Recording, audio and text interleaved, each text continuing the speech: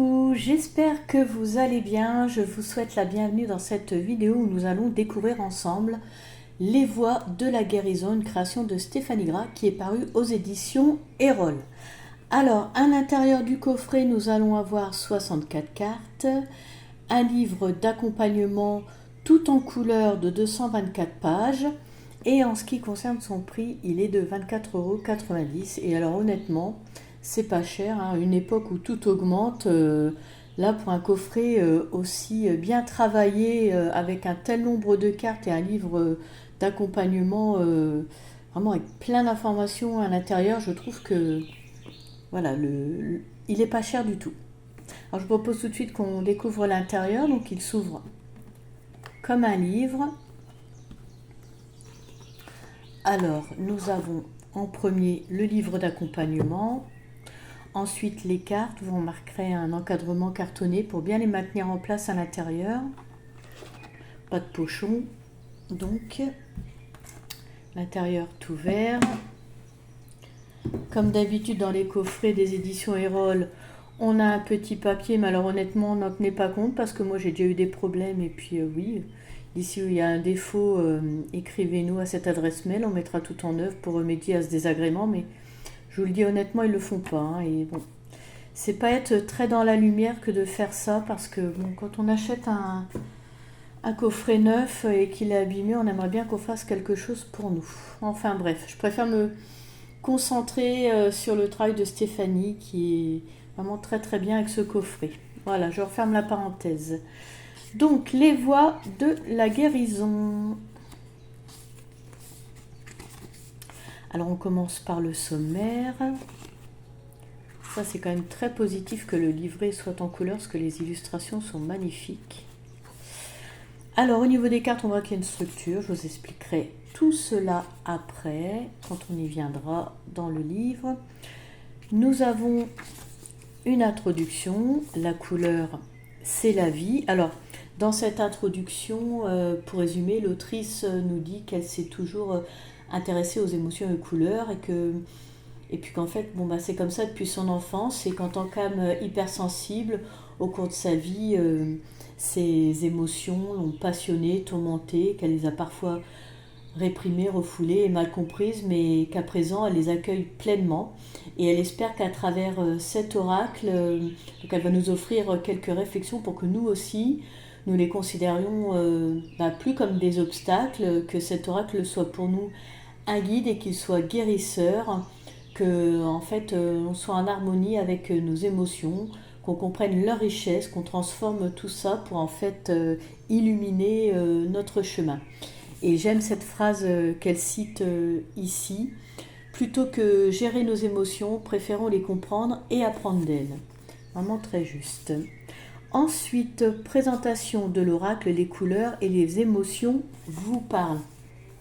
Alors oui, les couleurs influencent nos émotions et notre humeur, et les couleurs présentes sur les illustrations faciliteront la compréhension et l'interprétation des messages.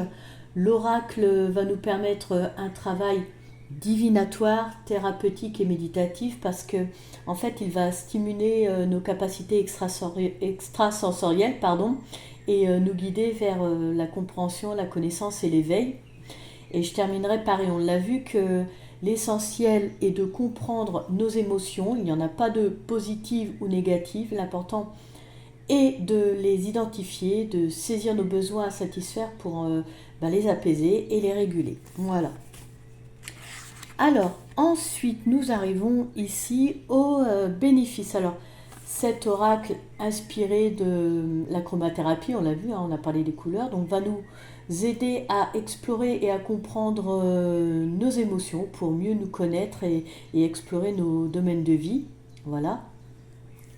Ensuite, pour aller plus loin, alors on voit que les couleurs sont les clés de compréhension de nous-mêmes. Donc on nous explique les couleurs qui nous attirent, ce que ça signifie, les couleurs qu'on n'aime pas également, les couleurs qu'on porte actuellement ou les couleurs qu'on aime le plus. Voilà. Donc en fait, en résumé, les couleurs sont porteuses de messages profonds Et donc les couleurs nous influencent dans notre vie. Voilà. Ensuite, nous arrivons à la structure du jeu.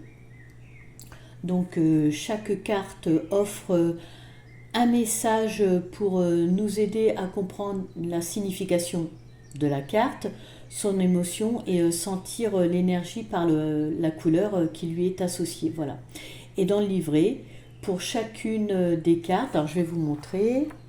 Hop. Donc, par exemple ici, la confiance en soi. Donc on aura déjà un texte explicatif. Mais alors en plus, nous allons avoir l'émotion qui est associée ici. Nous allons avoir sa polarité positive et négative. Nous allons avoir des conseils et une affirmation. Voilà, comme ça vous avez vu comment ça se présente pour les cartes en même temps dans le livret. Alors ensuite, nous arrivons aux familles de cartes. Alors ce que je vais faire, c'est vous parler de ces familles et en même temps vous montrer les cartes. Comme ça, vous comprendrez mieux en voyant les cartes ce qu'elles représentent. Alors on a 64 cartes réparties en 8 familles. Donc sur chaque carte, vous allez trouver le symbole de la famille, donc ce sera plus pratique, symbole de la famille à laquelle elle appartient. Donc ça, pour vous aider, et ça vous permet également de repérer dans un tirage une tendance dominante. Si vous voyez plusieurs fois le même symbole, au moins, hop, d'un coup d'œil, vous allez pouvoir faire le rapprochement. Alors ce que je vais faire, je vais vous parler des familles et en même temps vous montrer les cartes. Alors, donc là déjà je vous montre la tranche qui est dorée, le dos des cartes. Et on va commencer par la première famille. Alors on a la famille chakra, le symbole et le lotus. Vous le voyez ici. Alors dans cette famille, il y a 10 cartes. Cette famille explore les centres énergétiques qui animent notre âme. Elle représente l'harmonie entre le physique et le spirituel. Elle incite à l'alignement et à l'élévation de la conscience. Voilà. Et en ce qui concerne le lotus, pourquoi ce symbole? Parce que c'est un symbole de pureté, de renaissance, et le lotus évoque la transformation spirituelle. Voilà. Donc ici, chakra de l'étoile de la terre, lien du passé, hérédité, liens familiaux, unité. Ensuite là, le chakra racine, ancrage, incarnation, stabilité, racine. Le chakra sacré, épanouissement, créativité, élan de vie, sexualité, passion. Le chakra du plexus solaire, rayonnement, réussite, ambition, reconnaissance. Le chakra du cœur, amour, compassion, pardon, guérison. Le chakra de la gorge, révélation, communication, vérité, authenticité. Les cartes sont un peu brillantes, sont glossy, donc je joue avec la lumière. Chakra du troisième œil, clairvoyance, intuition, vision, discernement. Chakra couronne, illumination, donc connexion au divin en soi et autour de soi, unité. Le chakra de l'étoile de l'âme, chemin de vie, destin, mission d'âme, vie antérieure. Le chakra de l'esprit, la porte des anges, connexion cosmique, expansion, éveil quantique. Donc ensuite, nous arrivons à la deuxième famille, la famille passage, donc qui a comme symbole la porte qui est là-haut. Et donc dans cette famille, nous avons 7 cartes. Cette famille nous enseigne l'art de la transition, de la patience et de l'apprentissage.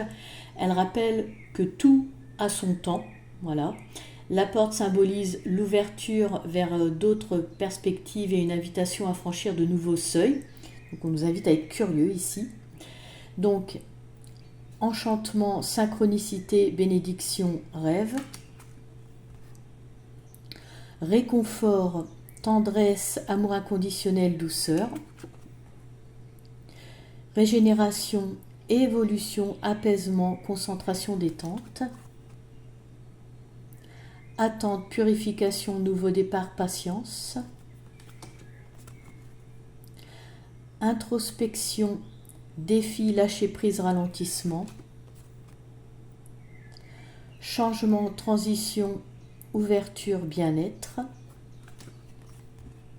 valorisation de soi, valeur, estime de soi, aide.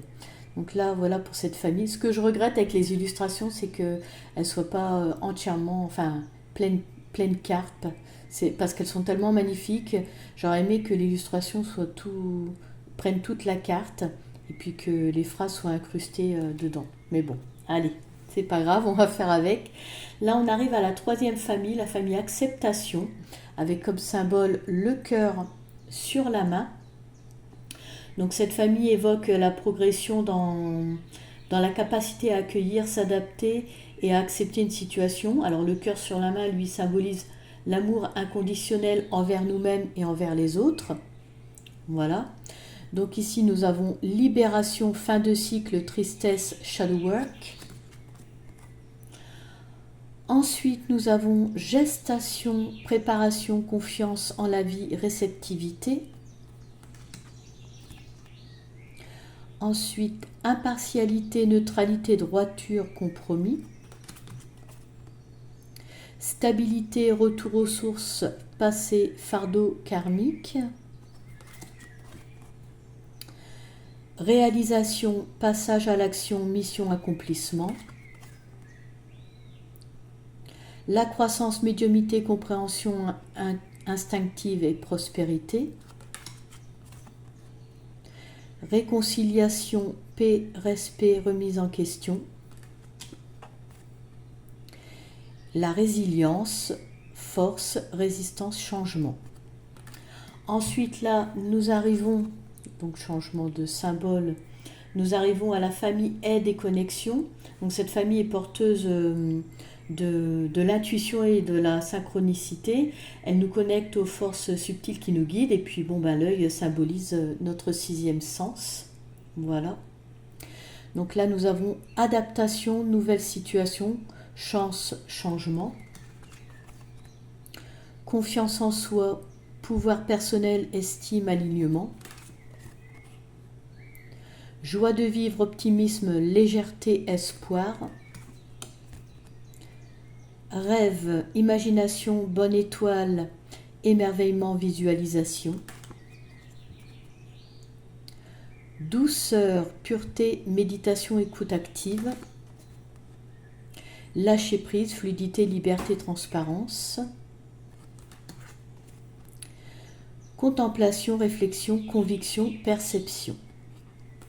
Ensuite, on change de symbole. Donc, on arrive à la famille remède.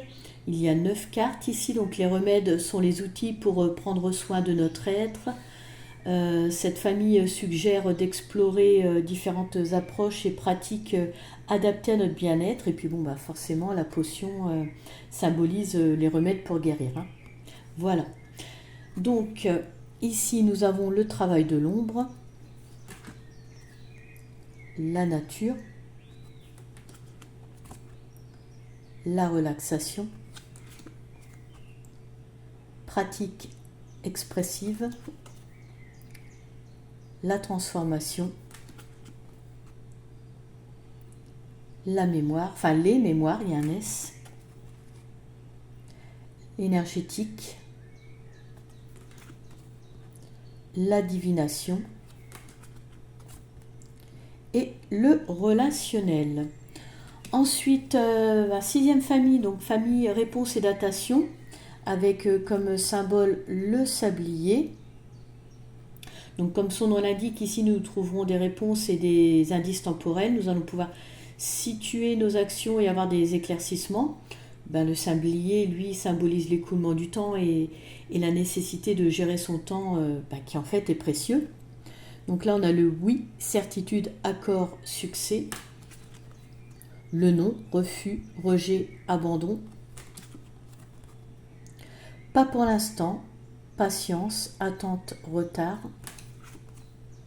Bientôt, proche, optimisme, quelques jours.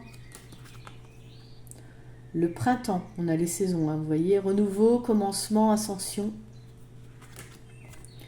Ensuite, l'été, festivité, gain, joie. L'automne, introspection, ralentissement, achèvement. Et la dernière, donc hiver, attente, situation figée, patience.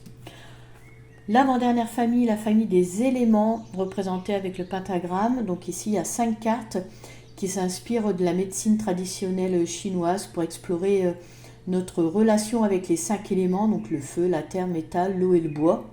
Et le pentagramme symbolise, c'est le symbole de la magie et de l'équilibre l'équilibre cosmique, hein, qui nous rappelle notre lien à la nature et nous invite à l'unité. Voilà.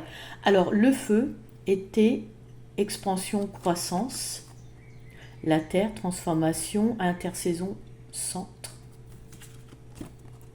Le métal, automne, récolte, intériorisation.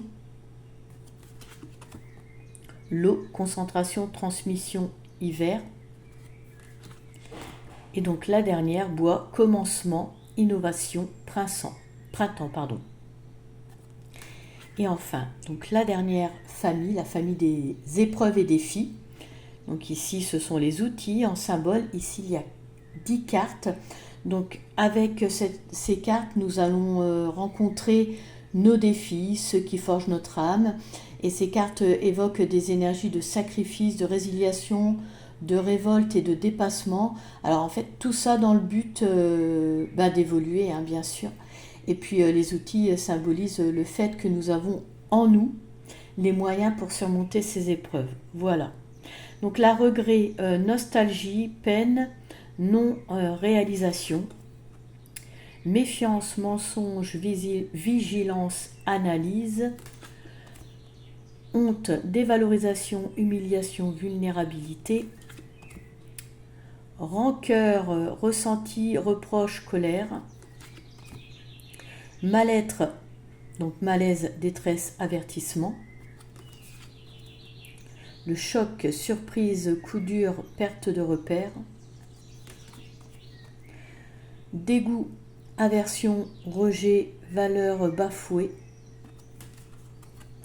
culpabilité, autopunition, burn-out, impasse, amertume, noirceur, dévalorisation, désillusion, et la dernière, autosabotage, dépréciation, sentiment d'échec constant. Voilà. Donc pour les cartes, comme ça on a fait le tour. On va reprendre le livre où nous en étions.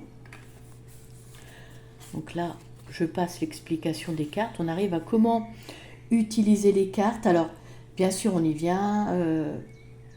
Donc, vous faire confiance, suivez votre intuition, soyez à l'écoute de vos ressentis. Lorsque vous tirez une carte, prenez le temps de vous en imprégner, laissez les informations venir et après, donc si vous le souhaitez, vous pouvez vous référer au message du livre. On vous dit aussi, si une carte revient régulièrement, c'est que le message est toujours d'actualité. Donc voilà. Et une couleur prédominante dans un tirage donne aussi des informations supplémentaires. Il faut en tenir compte. Voilà. Ensuite, nous avons un paragraphe sur les tirages. Voilà. Donc, avant en fait de découvrir les tirages, on vous dit de sélectionner le tirage le plus approprié par rapport à votre question, que cet oracle s'adresse également aux questions précises, mais pas fermées. Hein, d'accord ? Ensuite, donc, nous avons les tirages, mon mood du jour, le conseil du jour. Donc, c'est un tirage à une carte ou à deux si vous le souhaitez. Donc, la première vous donnera l'énergie de la journée et la deuxième indique comment vous pouvez mettre à profit cette énergie, ce que vous êtes invité à faire en fait. Voilà. Ensuite, le tirage éclairage émotionnel qui est ici. Voilà. Donc un tirage à 6 cartes pour en fait nous éclairer sur notre monde émotionnel, pour nous permettre de gérer nos émotions avec clarté, confiance et résilience. Voilà. Ensuite, ma clé de l'épanouissement. Alors c'est un tirage à 5 cartes. La première représente la facette consciente et visible. La seconde, la facette inconsciente et cachée. La troisième, l'attitude à éviter ou le comportement néfaste. La quatrième, les priorités et besoins. Et la cinquième, la couleur soutien, c'est-à-dire ce que vous devez adopter et vers quoi vous devez vous orienter. Ensuite, nous avons le tirage évolution problématique. Donc un tirage à 4 cartes. Donc ce tirage offre des indications pour des périodes. Donc pour ce faire, vous allez utiliser la famille réponse et datation. Voilà, parce qu'il va aussi vous éclairer sur des efforts à déployer et sur ce qui est à éviter. Donc un tirage que l'on peut utiliser pour n'importe quel domaine, hein, bien sûr. Voilà. On peut aussi, si on le souhaite, tirer une 5e carte qui en fait va vous révéler la couleur soutien. Voilà. Ensuite, nous avons le tirage relationnel affectif à 5 cartes, que l'on voit ici. Donc c'est un tirage qui permet une exploration approfondie des mécanismes sous-jacents de vos interactions avec autrui et qui dévoile les ressources pour évoluer au sein de vos relations. Donc ici, on a un aperçu de ce que vous apportez ainsi que l'autre personne à la relation. Voilà. Ensuite, donc nous avons le nuancier émotionnel qui est l'avant-dernier tirage, donc à 5 cartes. Alors, on dispose les cartes aux pointes du pentagramme. Voilà. Ce tirage, en fait, nous invite à explorer nos émotions, à trouver un équilibre entre elles et ainsi mieux nous comprendre. Voilà. Et le dernier, le grand tirage qui est ici. Donc, un tirage à 8 cartes. Alors ici, on va bien séparer les 8 familles. On va prendre une carte de chaque famille et on va la mettre sur un emplacement. Voilà. Ce qui permet en fait une interprétation très enrichissante. Vous disposez chaque carte de chaque famille en 2 rangées de 4 cartes. Et puis après, on va vous interpréter et surtout, vous êtes attentif à tout ce qu'il peut y avoir dans ce tirage, les répétitions de symboles, les couleurs, tout ce que vous ressentez. Voilà. Ce tirage va en fait vous permettre vraiment d'avoir une vue d'ensemble sur de multiples aspects et c'est ça qui est intéressant. Voilà. Et elle précise que vous pouvez recouvrir une fois chaque carte de chaque famille si vous souhaitez enrichir votre tirage. Voilà. Et donc après, on arrive enfin à la signification des cartes. Il y en avait des choses à dire. Hein. Donc à chaque fois, on vous rappelle la famille. Là, par exemple, ici, le lotus. On a la représentation de la carte, hein, avec le message, tout ça, la signification.